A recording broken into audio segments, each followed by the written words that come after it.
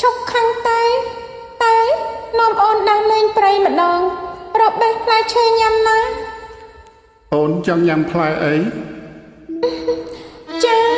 ចង់ញ៉ាំណែ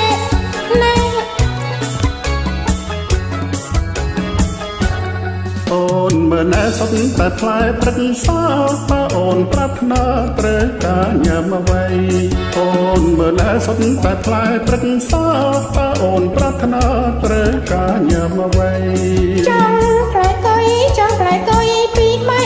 អានិនប្រថ្លៃស្ដីឲ្យស្រីញ៉ាំម្ដងអូនឯងហ៊ានញ៉ាំផ្លែគុយផងប្រយ័ត្នសៅមងញ៉ាំទៅវាឈឺពុះខ្ញុំមិនជឿបងទេជឿបែឲ្យគេចង់ដើរបងហួរខ្ញុំមិនជឿបងទេ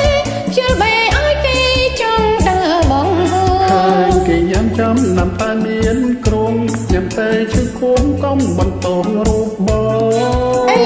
ក៏ដោយអូនសុំតែញ៉ាំម្ដងបែងមកបងញ៉ាំម្ដងឲ្យស្គាល់ជា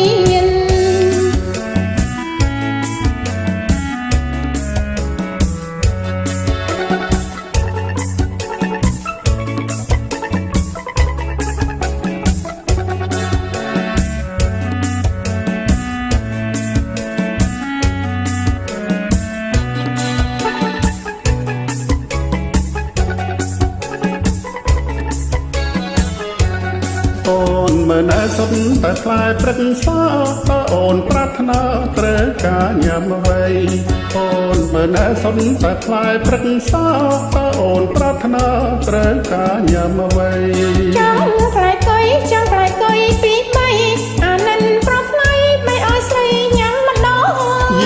អូនឯងហ៊ានញ៉ាំផ្លែគុយផងប្រយ័ត្នសៅមងញ៉ាំទៅវាឈឺពុះខ្ញុំមិនជឿបងទេ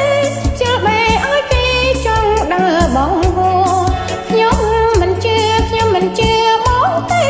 ជឿបែឲ្យគេចង់ដើរបងហួរហើយគេញ៉ាំចំណាំតែមានគ្រោងញ៉ាំទៅឈឺគំកំបន្តរូបប